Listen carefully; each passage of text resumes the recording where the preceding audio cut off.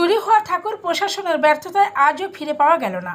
তবে গ্রামবাসী আজও আশাবাদী প্রশাসন তার সুব্যবস্থা করবে। তাই নন্দকুমার ব্লকের ব্যবতারহাট পশ্চিমগ্রাম পঞ্চায়েত এলাকায় পরমানন্দপুর গ্রামে গ্রামবাসীদের উদ্যোগে সেই ঠাকুর পুনরায় প্রতিষ্ঠিত হলো।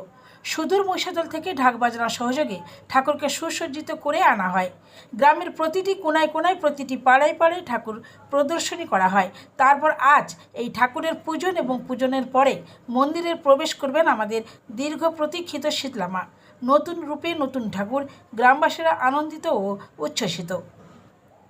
নন্দকুমার থেকে নিজস্ব প্রতিনিধি, সংবাদ কর্নার।